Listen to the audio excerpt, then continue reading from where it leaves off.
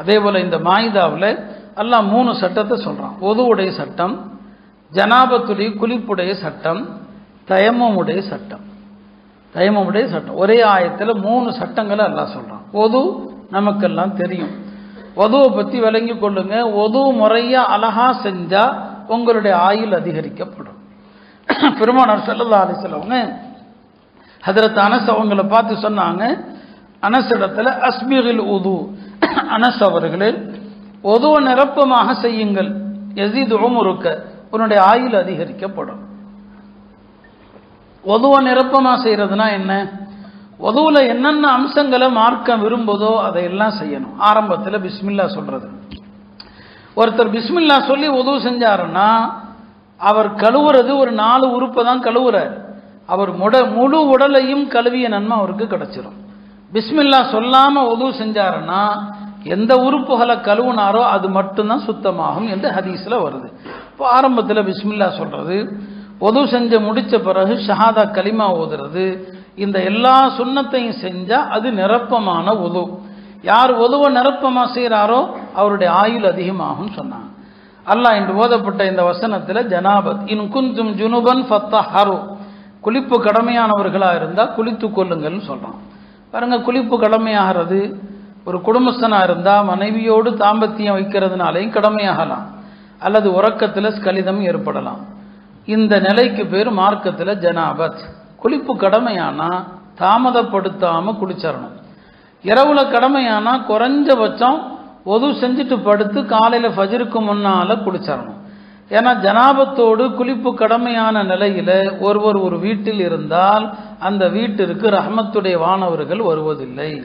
எந்த வீட்டில் நாய் இருக்குதோ, எந்த வீட்டில் உருவம் இருக்கிறதோ, எந்த வீட்டில் குளிப்பு கடமையானவர் இருக்கிறாரோ அந்த வீட்டுக்கு ரஹ்மத்துடைய வானவர்கள் வருவது கிடையாது. குளிப்பு கடமையான நிலையில தூங்கலாமா அப்படின்னு சஹாபாக்கள் கேட்டாங்க. நபி ஸல்லல்லாஹு அலைஹி வஸல்லம் தூங்கலாம் ஒது செய்து விட்டு. அப்போ குளிப்பு கடமையாயிடுச்சு, இரவுல தூங்கணும்னா ஒது செஞ்சுட்டு தூங்குங்கன்னு சொன்னாங்க. குளிப்பு கடமையான நிலையில சாப்பிடலாமான்னு கேட்டாங்க. பெருமானார் சொன்னாங்க சாப்பிடலாம் ஒது செஞ்சுட்டு. இப்போ குளிப்பு கடமையான நிலையில பசிக்குது, எதையாவது சாப்பிடணும், எதையாவது குடிக்கணும்னு சொன்னால் குளிக்கிறதுக்கு முன்னால் சாப்பிட்றதா இருந்தால் ஒது செஞ்சுட்டு சாப்பிடுங்க, ஒது செஞ்சுட்டு குடிங்க. அப்போ ஜனாபத்துடைய குளிப்பு கடமையான நிலையில் அப்படியே இருக்கக்கூடாது. சில நேரங்களில் வாலிபர்கள் காலையில் தொழுகைக்கும் எழுந்திருக்கிறது இல்லை. அப்போ சூரியன் உதய வரைக்கும் அப்படியே தூங்குறது, பிறகு எழுந்த பிறகு அப்படியே கடை வீதிக்கு போகிறது, காலையில் ஒரு 10 மணிக்கு குளிக்கிறது. இது பெரிய சாபத்திற்குரிய செயலாக இருக்குது. ஆக ஜனாபத்துடைய சட்டங்களை எல்லாம் சொல்லலாம். 3வது மார்க்க நமக்கு வழங்கி இருக்கிற அழகான ஒரு சட்டம் தயமம்ங்கிற சட்டம். இந்த தயமமை நாம் தெரிகிறதும் இல்லை, எப்படி அதை செயல்படுத்துறதுன்னு புரிஞ்சுக்கிறதும் இல்லை. தயமம் ஒரு நல்ல சட்டம். அது ரொம்ப பேர் ஒது செய்ய முடியாமல் போயிடுச்சுன்னா தொழுகையை விட்டுறாங்க. காரணம் நான் ஒது செய்ய முடியல, இப்போ கண் ஆப்ரேஷன் பண்ணியிருக்கிறாங்க, தண்ணி படக்கூடாதுன்னு டாக்டர் சொல்கிறாங்க, மருத்துவர் சொல்ல கேட்டுக்கொள்ளணும். இப்போ முகத்தை கழுவ முடியாதா? மார்க்கத்தில் தயமம் இருக்குது. தயமம் எப்போ செய்யலாம், எந்த நேரத்தில் செய்யலாம்? கடுமையான குளிருக்கு தயமம் செய்யலாம், நோய்வாய்ப்பட்டால் தயமம் செய்யலாம். தண்ணியை பயன்படுத்தினா ஒருத்தருக்கு ஆபத்தாக இருக்குது அப்படின்னு சொன்னால் நிறைய காரணங்கள் உலமாக்கள் சொல்கிறாங்க. இப்போ சிலருக்கு தோல் வியாதி, தண்ணியை பயன்படுத்தினால் அவருக்கு ஸ்கின் சம்மந்தப்பட்ட பிரச்சனை வரும். ஃபுகஹாக்கள் சொல்கிறாங்க அவர் தயமம் செய்யலாம். அப்போ தயமம் அல்லாஹ் நமக்கு அளித்த ஒரு அருமையான ஒரு சட்டம். முந்தைய வேதக்காரர்கள் யூத கிறிஸ்தவர்களுக்கெல்லாம் இல்லை, அவங்க தண்ணியை தான் பயன்படுத்தி ஆகணும், தண்ணியை கொண்டு தான் சுத்தத்தை அவங்க பெற்றாகணும். நமக்கு எல்லாம் தயமமாக செஞ்சுருக்கிறான். தயமம்னா மண்ணில் செய்யணுங்கிறது தேவையில்லை, மண்ணாக இருக்கணுங்கிறது தேவையில்லை. ரொம்ப பேர் அப்படி நினச்சிக்கிறாங்க. மண் இனத்தில் எல்லாத்துலேயும் செய்யலாம், செங்கல்ல செய்யலாம், ஓடா இருந்தால் ஓட்டில் செய்யலாம், இல்லை சுண்ணாம்பு சுவராக இருந்தால் அதில் கூட செய்யலாம். ஒரு முறை நபி ஸல்லல்லாஹு அலைஹி வஸல்லம் மதீனாவில் ஒரு பகுதியிலிருந்து வந்துக்கிட்டு இருந்தாங்க. ஒரு சஹாபி நபி ஸல்லல்லாஹு அலைஹி வஸல்லம் அவங்களுக்கு சலாம் சொன்னாங்க. நபி ஸல்லல்லாஹு சில நேரங்களில் அல்லாஹ்வுடைய திருநாமத்தை ஒது இல்லாமல் சொல்ல மாட்டாங்க, ஒது இல்லாமல் சொல்ல மாட்டாங்க. அந்த சஹாபி சலாம் சொல்லிட்டாரு, உடனே பதில் சொல்லலை. ஒரு வீட்டுக்கு போனாங்க, அந்த வீட்டு சுவத்தில் தயமம் செஞ்சுட்டு பிறகு அவரை கூப்பிட்டு பதில் சொன்னாங்க உங்கள் சலாமுக்கு நான் பதில் சொல்ல கொஞ்சம் தாமதமானதுக்கு காரணம் நீங்கள் சலாம் சொன்ன நேரத்தில் நான் ஒது இல்லாமல் இருந்தேன். சலாம் என்பது அல்லாஹ்வுடைய திருநாமம்.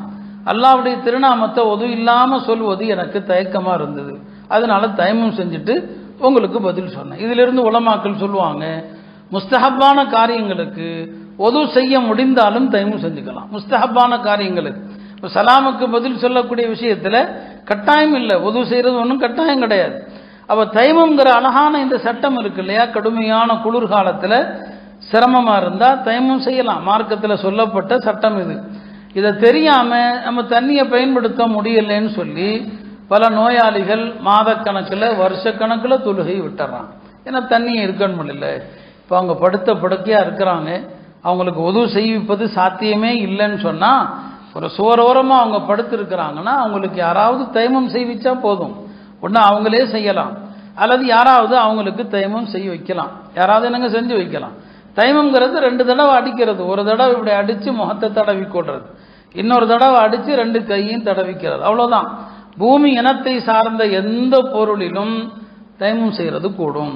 அப்போ இந்த சட்டத்தை தெரிஞ்சால் அல்லாஹ் ரொம்ப லேசாக்கி இருக்கிறான். தயமம் செஞ்சுட்டு தொழுதுக்கலாம், அந்த தொழுகையை திருப்பி மீட்டணுங்கிற தேவையில்லை.